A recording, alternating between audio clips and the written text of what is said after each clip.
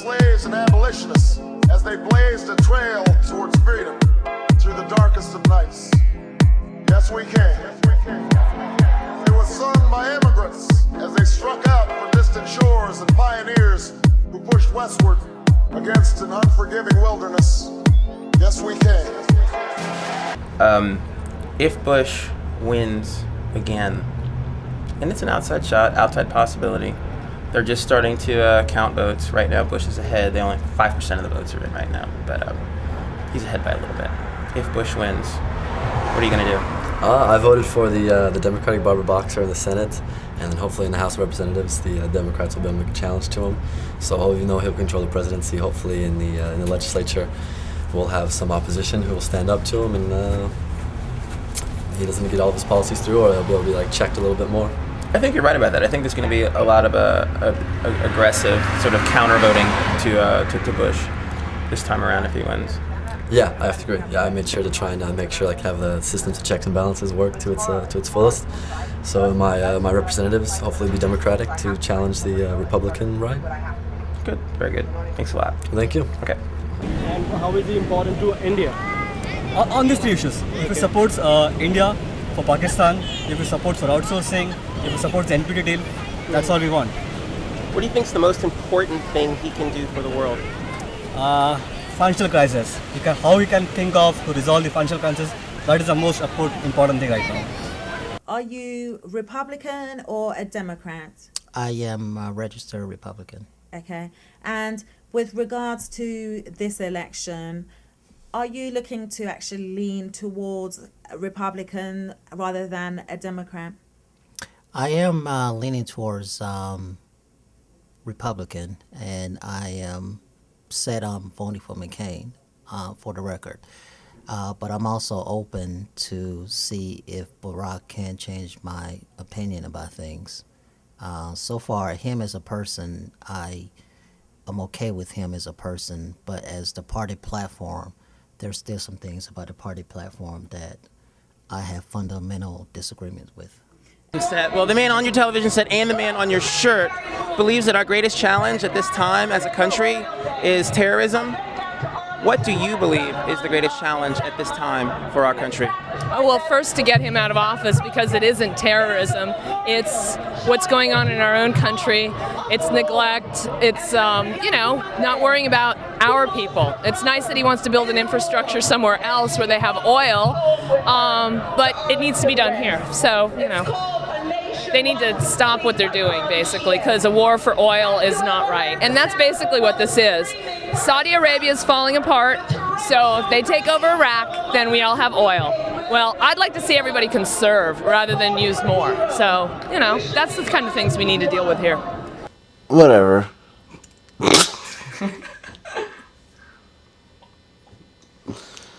I agree totally with what he said about being motivated and pumped up for whatever you serve your country. And personally, I think there's no better time in the entire history of our fucking nation to be mobilized and ready to do something, because we are a nation of good people, people who love freedom, people who enjoy the ability to live in an apartment like this at the age of 24 years old. And why do we have that freedom? Only because. Do you want to talk or do you want me to talk? Huh? It's your turn, Kelly. Ass? I'm just kidding. Honestly, if I didn't vote, my children would be devastated. So that's the strongest incentive. I hope to get free coffee, but I'm setting an example for my children. By that time, my tribe and a lot of the other tribal people had been so traumatized by this. They just said, government man coming around, it's just trouble. We need to just not say anything. So we missed out on getting our land and missed out on getting recognized. So in the 1940s, though, there was another big round of discussions, because if you remember, we were talking about not having any treaties. Well, that's because there were treaties that had been negotiated between California Indians and the U.S. government. The treaties were all negotiated. The treaties were sent to Washington. The U.S. Senate met, but in secret. They were pressured by the by the people in California that wanted to become a state said, you can't do this. You can't give these people all this land. It was like 8 million acres of land. You know how big California is. 8 million acres of land wasn't that much. You can't do that. You're going to give them all the good land. There won't be anything left for us. A lot of us feel that what'll make us whole is changing the nation's capital. When we look inside the nation's capital, inside the rotunda, there's no black African American reflection of us in the rotunda today. And no black leader, past or present, is advocating, let's put our reflection of African Americans inside the rotunda. Let us see blacks in cotton fields, tobacco fields, rice fields, sugarcane fields. Show us in the North and South war. Let's fix the wrong of America. Let America know that when you come to the rotunda, the nation's capital in Washington, D.C., that when you come to the nation's capital and you're 135,000 people coming to the nation's capital, that you're going to come to the Capitol and see a reflection of people who actually made these buildings that you're walking in and out of each day. It's an insult for us not to have any reflection of what we've done for America and for America to deal with that. So, I mean, I already knew up front when he came, when it came to forefront and he was a candidate, that I knew I was going to vote for him.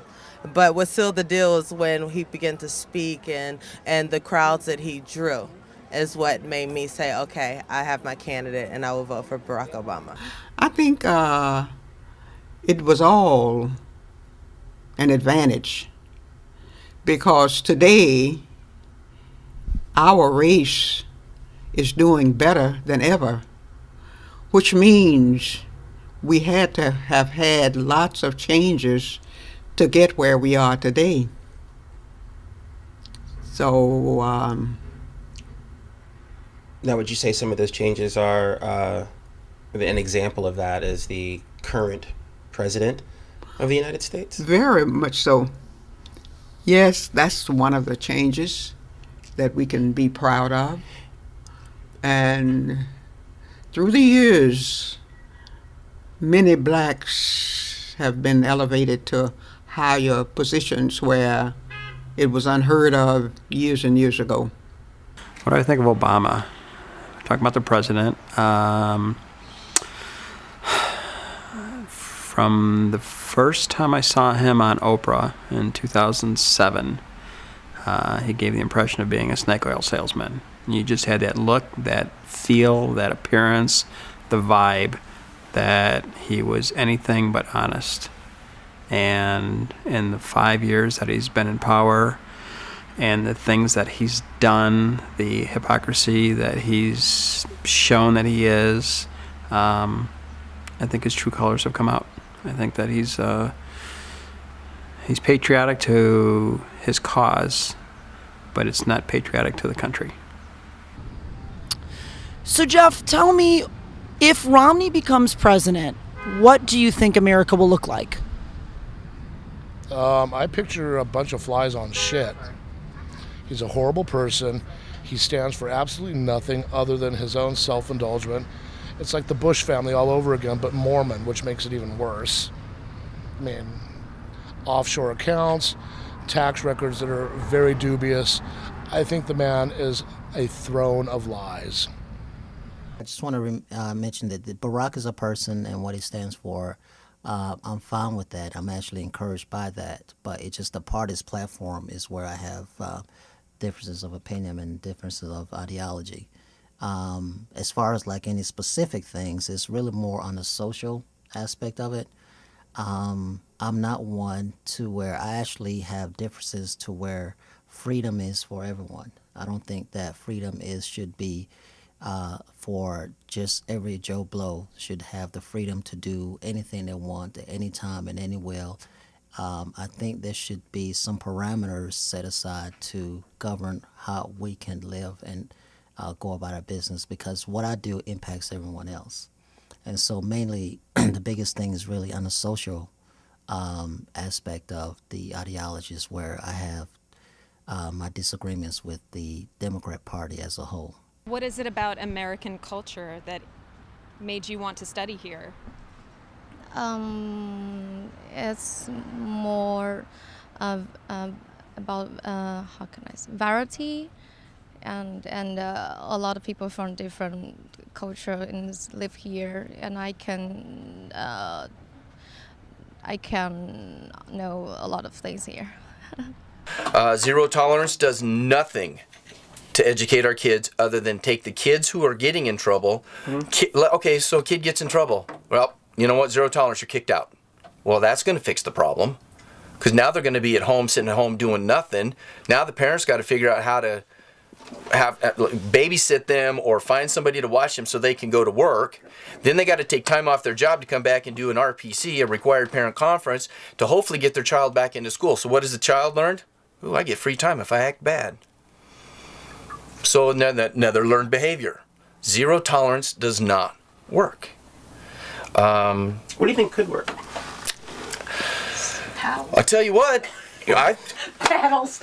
Let me tell you something. It worked. It worked when I was growing up. Corporal punishment. I'm not exactly. I know, but I have this discussion with my friends all the time about. We make jokes about you can't beat your kids. You know. I'm not advocating beating your kids. You know what I mean? The disciplining. It's never coming back. It's never going to happen. Can't give a spanking. You cannot touch a child. Period. It will never happen again. We'll never change that law. It'll never happen. There'll never be a wiggle room in there. Anyway, but I have a blast. The kids at the school love me. There's a lot of teachers that love me. The principals are not giving me a hard time for sitting out here because I'm from the school. They've actually kept the cops from arresting me because I'm from the school. It's a great thing, and I really appreciate what they've done for me in the past and now, and I want to give back to the school, basically. I would like to get my counselor's degree again and come back and teach a class on drugs for the students, a pharmaceutical class that would teach you everything, what they do, and how they touch your body. So that's my plan, or his plan. Done with that. Here's another problem we've got in schools today. Every kid gets a trophy. Every kid gets, we can praise them. God forbid we tell them, nope, you're wrong. So what has happened now? I'm Generation X. Now we've got the millennials. I had a friend point this out to me the other day. Well, I already knew it was my generation's pretty much screwing it up because of the simple fact of the way they're raising the kids with the helicopter parents, always protecting them. I mean, dude, I used to swing on metal bars over dirt. Now we've got these safe playgrounds and they got the padded stuff and, you know, they fall down and they get a boo-boo and they run them to the doctor. You know what? Put a Band-Aid on it and send them out to play. If Bush wins again, and it's an outside shot, outside possibility, they're just starting to count votes. Right now, Bush is ahead. They only 5% of the votes are in right now, but he's ahead by a little bit. If Bush wins, what are you going to do? I voted for the Democratic Barbara Boxer in the Senate, and then hopefully in the House of Representatives, the Democrats will be able to make a challenge to him. So even though he'll control the presidency, hopefully in the legislature, we'll have some opposition who will stand up to him, and he doesn't get all of his policies through, or they'll be able to be checked a little bit more. I think you're right about that. I think there's going to be a lot of aggressive sort of counter-voting to Bush this time around if he wins. Yeah, I have to agree. Yeah, I made sure to try and make sure have the systems of checks and balances work to its fullest.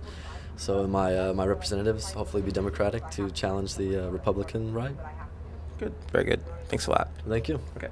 It was sung by immigrants as they struck out from distant shores and pioneers who pushed westward against an unforgiving wilderness. Yes, we can. It was the call of workers who organized, women who reached for the ballot, a president who chose the moon as our new frontier, and a king who took us to the mountaintop and pointed the way to the promised land. Yes, we can to justice and equality. I never dreamed that would ever happen. In fact, if somebody had told me it was going to happen, I wouldn't have believed it. When I'm online, I watch Tomorrowpictures.TV. Been doing music since I was like 12 years old, maybe younger than that. Music touches your soul in a way that love can't. It does something to you, whether you realize it or not. Adding important lyrics to it, that's something that's going to stick with that person forever. Where do I want to be? watching Tomorrowpictures.TV.